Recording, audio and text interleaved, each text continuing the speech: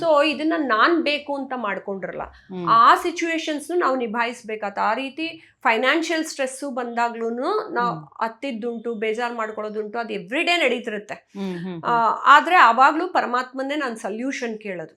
ಆಯಾ ದೇವಿದು ದಶಮಹಾವಿದ್ಯೆಯಲ್ಲಿ ನಾನು ಪೂಜೆ ಮಾಡಿಕೊಂಡು ಆಯಾ ದೇವ್ರನ್ನೇ ನಾನು ಕೇಳ್ತಾ ಹೋಗ್ತೀನಿ, ನೀವು ಇದಕ್ಕೊಂದು ಸೊಲ್ಯೂಷನ್ ಕೊಡಬೇಕು, ನಾಳೆ ಎದ್ದು ನಾನು ಏನು ಮಾಡಬೇಕು, ನಾನು ಇವ್ರ ಹತ್ರ ಹೆಂಗೆ ಹ್ಯಾಂಡಲ್ ಮಾಡಬೇಕು, ಇದು ಹೆಂಗೆ ಹ್ಯಾಂಡಲ್ ಮಾಡಬೇಕು. ಸೊ ಅವರೇ ನನಗೆ ಒಂದು ದಾರಿ ತೋರಿಸ್ತಾ ಹೋಗ್ತಾರೆ, ಹಿಂಗೆ ಮಾಡು ಅಂತ. ಇವನ್ ಫೈನಾನ್ಷಿಯಲ್ ಸ್ಟ್ರೆಸ್ಸಲ್ಲಿ ಇದ್ದಾಗಲೂ ಅದೇ ನಾನು ಬ್ಯಾಂಕ್ ಲೋನ್ ತೊಗೋಬೇಕಾ, ಇನ್ನೊಬ್ರ ಹತ್ರ ತೊಗೋಬೇಕಾ, ಅಥವಾ ನಾನು ಹೆಂಗೆ ನಿಭಾಯಿಸ್ಕೊಂಡು, ಲಕ್ಕಿಲಿ ನನಗೆ ದೇವರು 10 ಪ್ರಾಬ್ಲಮ್ ಕ್ರಿಯೇಟ್ ಮಾಡಿದ್ರೆ 10 ದಾರಿನ ಓಪನ್ ಅಪ್ ಮಾಡ್ತಾರೆ. ಓಕೆ.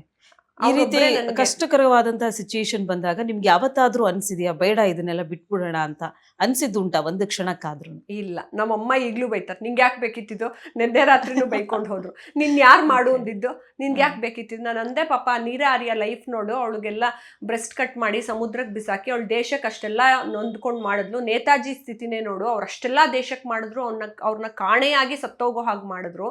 ಇಷ್ಟೆಲ್ಲ ಮಾಡಿದವ್ರಿಗೆ ನಾವೆಲ್ಲ ತುಂಬಾ ಸಾಮಾನ್ಯ ವ್ಯಕ್ತಿಗಳು.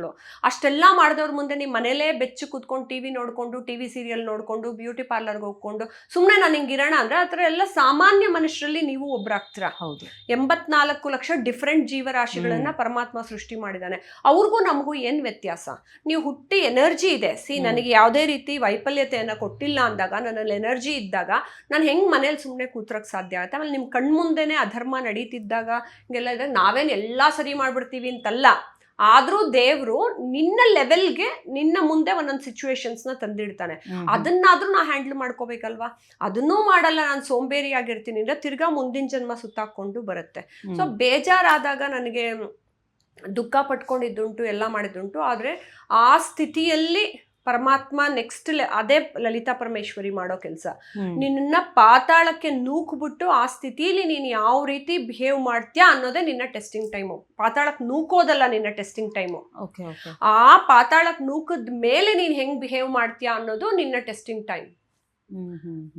ರಕ್ತ ಬೀಜಾಸುರ ಬಂದಿರಬಹುದು, ಇವನ್ ಭಸ್ಮಾಸುರ ಬಂದಿರಬಹುದು, ಎಲ್ಲ ಬಂದಾಗ್ಲೂ ನೋಡಿ, ನೀವು ಅವಾಗಲೇ ಹೇಳ್ತಾ ಇದ್ದಾಗ ಎಲ್ಲ ಮೇಲ್ ಸ್ವರೂಪಗಳು ಫಿಮೇಲ್ ಸ್ವರೂಪಕ್ಕೆ ಬರಬೇಕು ಅಂತ ಕಾಳಿಯಾಗೇ ಹೋಗಿ ಅವಳು ಸಂಹಾರ ಮಾಡಿದ್ಲು, ಪುರುಷನ ರೂಪದಲ್ಲಲ್ಲ. ಯಾಕೆ ಮಹಿಳೆ ಶಕ್ತಿ ಇಂಪಾರ್ಟೆಂಟ್ ಅನ್ನೋದಕ್ಕೆ ಅವಳು ಮಹಿಳಾ ರೂಪದಲ್ಲೇ ಹೋಗಿ ಕಾಳಿಯಾಗಿ ಹೋಗಿ ಎಲ್ಲರನ್ನು ಸಂಹಾರ ಮಾಡ್ಕೊಂಡ್ ಬಂದ್ಲು. ಸೊ ಆ ರೀತಿ ಆ ಕಾಳಿ ಎನರ್ಜಿ ನಿಮ್ಗೆ ಬೇಕು. ಈ ಕಲಿಯುಗದಲ್ಲಿ ನೀವು ಯುದ್ಧ ಮಾಡಬೇಕು ಅಂತಂದಾಗ್ಲೂ ನಿಮ್ಗೆ ಕಾಳಿ ಎನರ್ಜಿ ಬೇಕು.